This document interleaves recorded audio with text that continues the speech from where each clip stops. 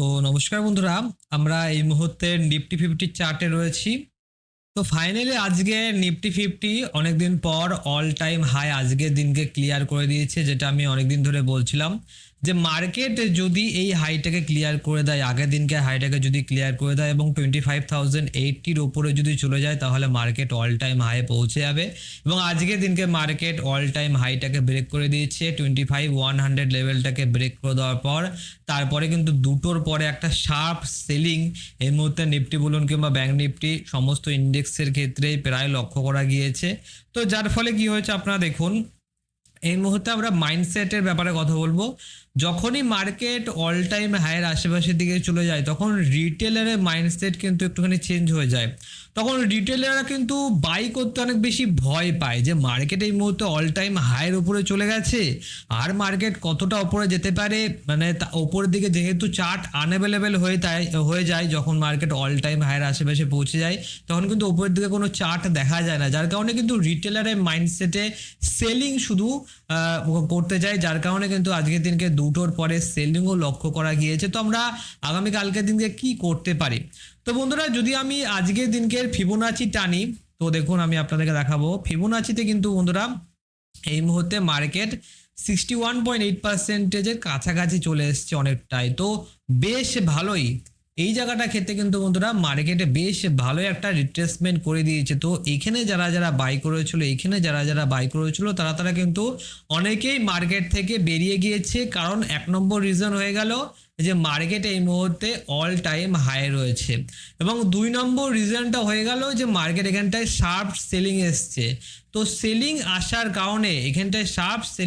কারণে মার্কেটে কিন্তু এই মুহূর্তে ফিয়ার তৈরি হয়ে গিয়েছে, যারা উইকেন্ড তারা কিন্তু বেরিয়ে গিয়েছে। কেন বেরিয়ে গিয়েছে? প্রথম কথা তো তারা দেখতে পাচ্ছে অল টাইম হাইকে মার্কেট ব্রেক করে দিয়েছে এবং এই মুহূর্তে শার্প সেলিং এসছে। তো যদি কালকে গ্যাপ ডাউন হয়ে যায় তাহলে তাদের যেহেতু বড় লস দেখাতে পারে, যার কারণে এই যে বায়ার রয়েছে এরা কিন্তু বেরিয়ে গিয়েছে। কিন্তু ডেফিনেটলি সেলাররা কিন্তু এখনো পর্যন্ত মার্কেটে টিকে রয়েছে, কারণ তাদের কিন্তু লোভ রয়েছে যে মার্কেট অল টাইম হাই রয়েছে, তার সাথে সাথে মার্কেট যদি গ্যাপ ডাউন দেয় তাদেরকে বড় প্রফিট দেখাতে পারে। তো এই মুহূর্তে লালাচ কিংবা লোভ কাদের রয়েছে? সেলারদের রয়েছে। তো আগামী কালকের দিনকে ক্ষেত্রে আমরা যদি মার্কেট এখানটায় গ্যাপ আপ ওপেনিং দেয় তো সেক্ষেত্রে আমরা ডেফিনেটলি বাইং এর দিকে প্ল্যানটা করব, কারণ আমরা মেজর ডাইরেকশনের অপোজিটে একদমই ট্রাই করার চেষ্টা করব না। কারণ আপনারা কিন্তু এই মুহূর্তে এটা ভাববেন না যে মার্কেট এখান থেকে রিভার্সাল নিয়ে নেবে, অল টাইম হাইকে ব্রেক করে দিয়েছে ব্যাস এবারে এখান থেকে রিভার্সাল নিয়ে নেবে, ডবল টপ প্যাটার্ন ফর্মেশন হয়ে যাবে, এরকম টাইপে কিন্তু আপনারা ভাববেন না। আপনারা ভাববেন যে এই মুহূর্তে মার্কেটে মেজর ট্রেন্ড কোন দিকে যাচ্ছে, এই মুহূর্তে মার্কেটে ওপরের দিকে আপ ট্রেন্ড লক্ষ্য করা যাচ্ছে। তো আপ ট্রেন্ড যদি লক্ষ্য করা যায় তাহলে সেক্ষেত্রে আমরা বাই অন ডিপেরই প্ল্যানটা করব। তো আগামী কালকের দিনকে ক্ষেত্রে যদি মার্কেটে গ্যাপ আপ ওপেনিং দেয় তাহলে সেক্ষেত্রে মার্কেট ডেফিনেটলি এই সেলারদেরকে ট্র্যাপ করার জন্য ওপরের দিকে যাবে, এবং কালকে হতে পারে এই 25,200 লেভেলটাকে মার্কেট ব্রেকও করে দিতে পারে, কিংবা আগামী কালকের দিনের ক্ষেত্রে মার্কেট সাইডওয়েজও হয়ে যেতে পারে। প্রথম কথা মান্থলি এক্সপায়ারি রয়েছে, যার কারণে কিন্তু বন্ধুরা মার্কেট পুরোপুরিভাবে সাইডওয়েজও হয়ে যেতে পারে। তো আপনারা ওই রকম ভাবে কিন্তু প্ল্যানটা করবেন। যদি দেখেন যে সাইডওয়েজ মার্কেট বিহেভ করছে, কোনো এখানটায় সেট আপের ফর্মেশন হচ্ছে না, তাহলে কিন্তু আপনারা জোর করে ট্রেড নেওয়ার চেষ্টা এখানটায় করবেন না।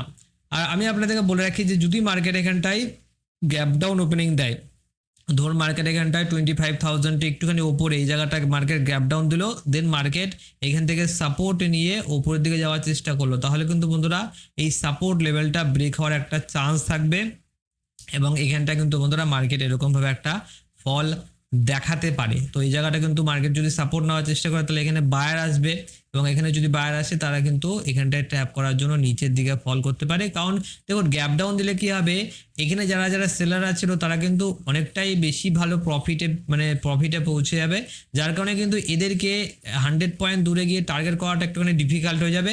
যদি মার্কেট এখানটায় শার্প গ্রিন ক্যান্ডেল বানিয়ে দেয় তাহলে সে ব্যাপারটা আলাদা হয়ে যাবে, কিন্তু যদি মার্কেট ছোট ছোট গ্রিন ক্যান্ডেল বানিয়ে উপরের দিকে যাওয়ার চেষ্টা করছে সেক্ষেত্রে আমরা সেলিং এর প্ল্যান করব, ফ্ল্যাট কিংবা গ্যাপ আপের ক্ষেত্রে আমরা বাইং এরই প্ল্যানটা করে থাকব। এটা আমি আপনাদেরকে বলে দিলাম নিফটি 50-র কথা। এবারে আমি আপনাদেরকে দেখাবো ব্যাংক নিফটির ক্ষেত্রে। তো আজকের দিনকে ছিল ব্যাংক নিফটির এক্সপায়ারি, এবং ব্যাংক নিফটির ক্ষেত্রে আমরা আজকের দিনকে বেশ ভালো মতন ট্রেড করেছি। স্ট্র্যাঙ্গেলে আমাদের আজকে 1072 টাকার কাছাকাছি প্রফিট হয়ে গিয়েছে।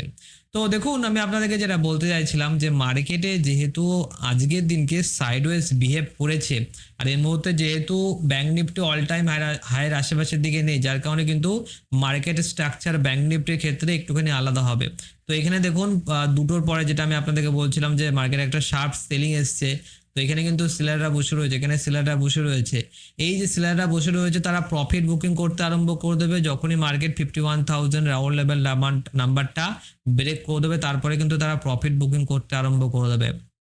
কিন্তু যদি মার্কেটে আগামী কালকের দিনকে ক্ষেত্রে গ্যাপ আপ ওপেনিং দেয় অ্যাটলিস্ট 51,080-র উপরে যদি মার্কেট গ্যাপ আপ ওপেনিং দেয়, দেন ডেফিনেটলি কিন্তু মার্কেট ওপরের দিকে যাওয়ার চেষ্টা করবে। কেন চেষ্টা করবে? কারণ দেখুন, আমি আপনাদেরকে আগেই বলেছিলাম যে এই যে আপনারা লাইন দেখতে পাচ্ছেন, এই যে লাইনটা রয়েছে, এই লাইনটা কিন্তু একটা ট্রেন্ড লাইন, ঠিক আছে। প্রথমে ট্রেন্ড লাইন থেকে মার্কেট রেজিস্ট্যান্স নিয়ে মার্কেট নিচের দিকে গেল, দেন ব্রেকআউট দিল। ব্রেকআউটে দেওয়ার পর এই মুহূর্তে রিটেস্ট প্রক্রিয়াটাই চলছে।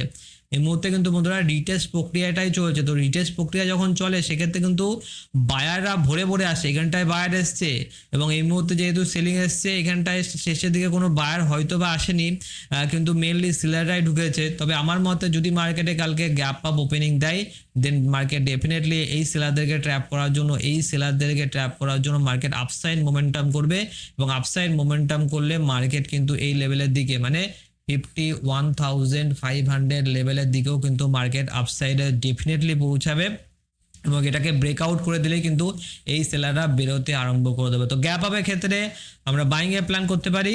আমার মনে হয় না কালকের দিনকে ব্যাঙ্ক নিফটির ক্ষেত্রে এরকম টাইপের সাইডওয়েজ বিহেভ করবে, কারণ যেহেতু এটা মান্থলি এক্সপায়ারি ছিল আজকের দিনকে, যার কারণে এরকম টাইপের বিহেভিয়ার দেখিয়েছে ব্যাঙ্ক নিফটি।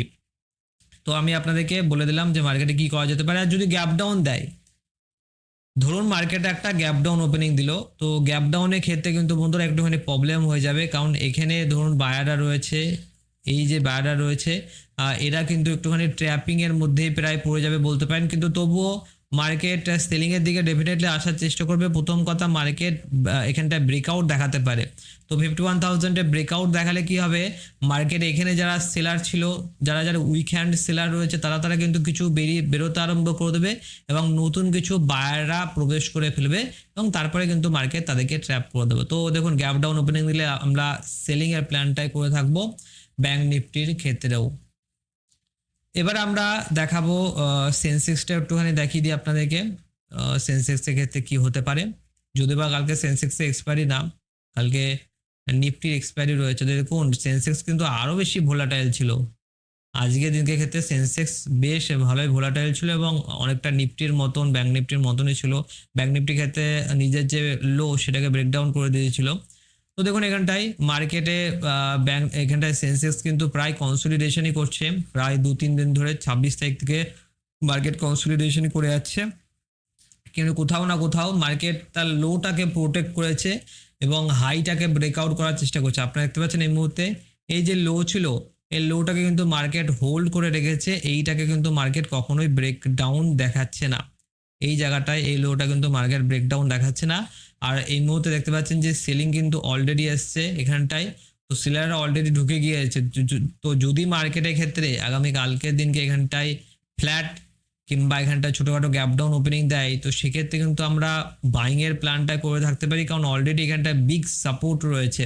আর উপরের দিকে যারা সেলার রয়েছে, এই সেলাররা কিন্তু ট্র্যাপ হতে আরম্ভ করে দেবে। তো ফ্ল্যাট কিংবা স্মল গ্যাপ ডাউন কিংবা একটুখানি স্মল গ্যাপ আপ, এই 3 রকমের ক্ষেত্রে আমরা বাইং এর দিকে প্ল্যানটা করে থাকবো। যদি মার্কেটে একটা বড়সড় গ্যাপ ডাউন ওপেনিং দেয়, তো সেক্ষেত্রে কিন্তু আলাদা প্ল্যান থাকবে। সেই সময় আপনাকে প্রাইস অ্যাকশন দেখতে হবে, ক্যান্ডেলস্টিক চার্ট প্যাটার্ন দেখতে হবে, ভলিউম দেখতে হবে। এই সমস্ত কিছু দেখার পর যখন সেট আপ তৈরি হয়ে যাবে, তারপরে কিন্তু আপনারা ট্রেডটা নেবেন। তো ভিডিওটা আপনার কেমন লাগলো অবশ্যই আপনারা কমেন্ট বক্সে কমেন্ট করতে ভুলবেন না, এবং আপনাকে অসংখ্য ধন্যবাদ ভিডিওটা শুরু থেকে শেষ পর্যন্ত দেখার জন্য।